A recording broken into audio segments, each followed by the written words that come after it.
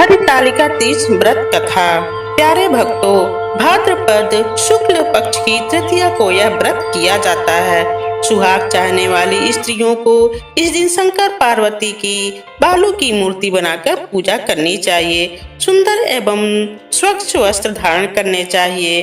नाना प्रकार के मंगल गीतों से रात्रि जागरण करना चाहिए। इस व्रत को करने वाली सभी स्त्रियां माता पार्वती के समान सुख पूर्वक पति रमण करके शिवलोक को जाती हैं। हरितालिका तीज का नामकरण हरत और आलिका से मिलकर बना है, जिसका अर्थ है अपहरण और स्त्री मित्र यानी सहेली होता है, अर्थात सहेलियों द्वारा हरण करने पर इसका नाम हरितालिका तीज पड़ा। प्रिय भक्तों, इस व्रत को करने वाली सभी महिलाओं के सुहाग की उम्र लंबी होती है और उनका वैवाहिक जीवन खुशहाल रहता है। इस व्रत को करने से सुहागिन महिलाओं को अखंड सौभाग्य और सुख समृद्धि का आशीर्वाद मिलता है। इस व्रत में महिलाएं माँ गौरी और शिव जी की पूजा करती हैं। प्यारे भक्तों, पूजा के बाद व्रत कथा सुनने से पूजा का पूर्ण फल मिलता है। हरितालिका तीज की कथा सुनने व पढ़ने मात्र से भगवान शिव और माता पार्वती का आशीर्वाद प्राप्त होता है और सुख शांति एवं समृद्धि में वृद्धि होती है। प्रिय भक्तों, भगवान शिव ने माता पार्वती को उनके पूर्व जन्म का स्मरण कराने के उद्देश्य से इस व्रत की महात्म्य की कथा कही। कथा कहने के पश्चात भोलेनाथ ने माँ पार्वती से कहा, हे पार्वती, भाद्रपद की शुक्ल पक्ष की तृतीया को तुमने मेरी आराधना करके जो व्रत किया था, उसी के फल स्वरूप तुमसे मेरा विवाह हुआ। इसका महत्व है कि मैं इस व्रत को करने वाली हर सुहागिन स्त्री और कुंवारी लड़कियों को मनवांछित फल देता हूँ। इसलिए सौभाग्य की इच्छा करने वाली प्रत्येक स्त्री को यह व्रत पूरी निष्ठा तथा आस्था से करना चाहिए।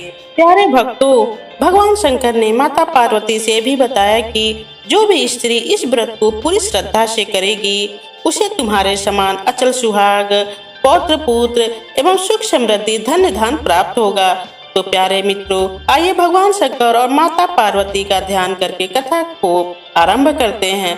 तो प्रेम से बोलिए गौरी शंकर की जय। प्यारे भक्तों, एक बार कैलाश पर्वत के सुंदर शिखर पर माता पार्वती जी ने महादेव जी से पूछा, हे महेश्वर, हे प्राणनाथ, हे नाथों के नाथ, हे पति परमेश्वर, मुझसे आप वह गुप्त से गुप्त बातें बताइए जो सभी के लिए सरल और महान फल देने वाली है।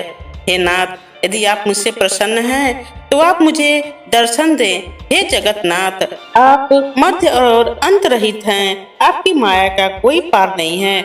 आपको मैंने किस भांति प्राप्त किया, कौन से व्रत तप या दान के पुण्य फल से आप मुझको वर रूप में मिले, कृपया आप मुझे विस्तार से बताएं। प्यारे भक्तों, तब महादेव जी बोले, हे देवी, पिछले जन्म में तुमने मुझे पाने के लिए बहुत छोटी सी उम्र में कठोर तप और घोर तपस्या की थी। तुमने 12 वर्ष न तो कुछ खाया न ही कुछ पिया, बस हवा और सूखे पत्ते चबाए। माघ की विकराल शीतलता में तुमने निरंतर जल में प्रवेश करके तप किया। बैसाख की जला देने वाली गर्मी में तुमने पंचाग्नि से शरीर को तपाया। श्रावण की मूसलाधार वर्षा में खुले आसमान के नीचे बिना अन्न जल ग्रहण किए समय व्यतीत किया। तुम्हारे पिता तुम्हारी कष्ट साध्य तपस्या को देखकर बड़े दुखी थे। उन्हें बहुत दुख होता था। तब एक दिन तुम्हारी तपस्या तथा पिता के दुख को देखकर नारद जी तुम्हारे घर पधारे। तुम्हारे पिता ने हृदय से अतिथि सत्कार करके उनके आने का कारण पूछा। नारद जी ने कहा, हिमालय राज, मैं भगवान विष्णु के भेजने पर यहाँ उपस्थित हुआ हूँ। आपकी कन्या ने बड़ा कठोर तप किया है। आपकी कन्या के तप से प्रसन्न होकर भगवान विष्णु आपकी सुपुत्री से विवाह करना चाहते हैं। इस संदर्भ में आपकी राय जानना चाहता हूँ। नारद जी की बात सुनकर गिरिराज बहुत खुश हो उठे। उनके तो जैसे सारे दुख ही दूर हो गए और प्रसन्नचित होकर वे बोले, श्रीमान, यदि स्वयं विष्णु मेरी कन्या का वरण करना चाहते हैं, तो भला मुझे क्या आपत्ति हो सकती है। वे तो साक्षात ब्रह्म हैं। हे महर्षि, यह तो हर पिता की इच्छा होती है कि उनकी पुत्री सुख संपदा से युक्त पति के घर की लक्ष्मी बने। पिता की सार्थकता तो इसी में है कि पति के घर जाकर उसकी पुत्री पिता के घर से अधिक सुखी रहे। तुम्हारे पिता की स्वीकृति पाकर नारद जी विष्णु जी के पास गए और उनसे तुम्हारे ब्याह के निश्चित होने का समाचार सुनाया। मगर जब इस विवाह का संबंध की बात जब तुम्हारे कान में पड़ी तो तुम्हारे दुख का ठिकाना न रहा। तुम्हारी एक सखी ने तुम्हारी इस मानसिक दशा को समझ लिया और उसने तुमसे तुम्हारे दुख का कारण जानना चाहा। तब तुमने बताया, मैंने सच्चे मन हृदय से भगवान शिव शंकर को पति रूप में स्वीकार किया है, किंतु मेरे पिता ने मेरा विवाह विष्णु जी से निश्चित कर दिया है। मैं बहुत बड़ी धर्म संकट में हूँ। अब मैं क्या करूँ? प्राण त्याग देने के अतिरिक्त अब कोई भी उपाय शेष नहीं बचा। हे प्रिय, तुम्हारी सखी बड़ी ही समझदार और सूझबूझ वाली थी। उसने कहा, सखी, प्राण त्यागने का इसमें कारण ही क्या है? संकट के मौके पर धैर्य से काम लेना चाहिए। नारी के जीवन की सार्थकता इसी में है कि पति रूप में हृदय से जिसे एक बार स्वीकार कर लिया उसे जीवन पर्यंत उसी से निर्वाह करे। सच्ची आस्था और एक निष्ठा के समक्ष तो ईश्वर को भी समर्पण करना पड़ता है। मैं तुम्हें घनघोर जंगल में ले चलती हूँ, जो साधना स्थल भी हो, और जहाँ तुम्हारे पिता तुम्हें खोज भी न पाए, वहाँ तुम साधना में लीन हो जाना। मुझे विश्वास है कि ईश्वर अवश्य तुम्हारी सहायता करेंगे और तुमने ऐसा ही किया। तुम्हारे पिता तुम्हें घर पर न पाकर बड़े दुखी तथा चिंतित हुए। वे सोचने लगे कि न जाने तुम कहाँ चली गई। मैं विष्णु जी से उसका विवाह करने का प्रण कर चुका हूँ।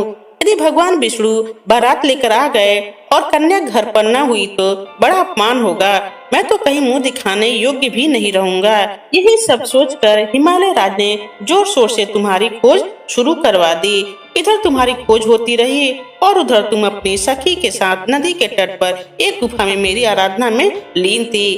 भाद्रपद शुक्ल पक्ष की तृतीया को हस्त नक्षत्र था। उस दिन तुमने रेत के शिवलिंग का निर्माण करके व्रत किया। रात भर मेरी स्तुति के गीत गाकर जागी। तुम्हारी इस कष्ट साध्य तपस्या के प्रभाव से मेरा आसन डोलने लगा। मेरी समाधि टूट गई। मैं तुरंत तुम्हारे समक्ष जा पहुंचा और तुम्हारी तपस्या से प्रसन्न होकर तुमसे वर मांगने के लिए कहा। तब अपनी तपस्या के फलस्वरूप मुझे अपने समक्ष पाकर तुमने कहा, मैं हृदय से आपको पति के रूप में वरण कर चुकी हूँ। यदि आप सचमुच मेरी तपस्या से प्रसन्न होकर आप यहाँ पधारे हैं तो मुझे अपनी अर्धांगिनी के रूप में स्वीकार कर लीजिए। तब मैं तथास्तु कहकर कैलाश पर्वत पर लौट आया। प्रातः होते ही तुमने पूजा की समस्त सामग्री को नदी में प्रवाहित करके अपनी सहेली सहित व्रत का पारण किया। उसी समय अपने मित्र बंधु व दरबारियों सहित गिरिराज तुम्हें खोजते खोजते वहां पहुँचे और तुम्हारी इस कष्ट साध्य तपस्या का कारण तथा उद्देश्य पूछा। उस समय तुम्हारी दशा को देखकर गिरिराज अत्यधिक दुखी हुए और पीड़ा के कारण उनकी आंखों में आंसू उमड़ आए थे। तुमने उनके आंसू पोंछते हुए विनम्र स्वर में कहा, पिताजी, मैंने अपने जीवन का अधिकांश समय कठोर तपस्या में बिताया है। मेरी इस तपस्या का उद्देश्य केवल यही था कि मैं महादेव को पति के रूप में पाना चाहती थी। आज मैं अपनी तपस्या की कसौटी पर खरी उतर चुकी हूँ। आप क्योंकि विष्णु जी से मेरा विवाह करने का निर्णय ले चुके थे, इसलिए मैं अपने आराध्य की खोज में घर छोड़कर चली आई। अब मैं आपके साथ इसी शर्त पर घर जाऊंगी कि आप मेरा विवाह विष्णु जी से न करके महादेव जी से करें। गिरिराज मान गए और तुम्हें घर ले गए। कुछ समय के पश्चात शास्त्र लोग विधि विधान पूर्वक उन्होंने हम दोनों को विवाह सूत्र में बांध दिया। इसलिए हे पार्वती, भाद्रपद की शुक्ल पक्ष की तृतीया को तुमने मेरी आराधना करके जो व्रत किया था उसी के फल स्वरूप मेरा तुमसे विवाह हो सका। इसका महत्व यह है कि मैं इस व्रत को करने वाली सुहागिनों और कुंवारियों को मन वांछित फल देता हूँ। इसलिए सौभाग्य की इच्छा करने वाली प्रत्येक स्त्री को यह व्रत एक निष्ठा तथा आस्था से करना चाहिए। प्यारे भक्तों, कथा सुनने के बाद हरितालिका तीज पर माता पार्वती और भगवान शंकर से अखंड सुहाग की कामना करनी चाहिए और बोलना चाहिए, हमें अजर अमर सुहाग देना। तो प्रेम से बोलिए, भगवान शंकर और माता पार्वती की जय। प्यारे भक्तों, हरितालिका तीज व्रत कथा सुनने के बाद चले मत जाइए। प्यारे भक्तों, भगवान शंकर और माता पार्वती कृपा दृष्टि आप सब पर बनी रहे और भगवान शंकर आपकी हर मनोकामना पूर्ण करें। हे महादेव, जो भी भक्त नवीन स्टोरी ऑडियो चैनल को सब्सक्राइब करेगा, लाइक करेगा शेयर करेगा उस पर अपनी कृपा दृष्टि बनाए रखना।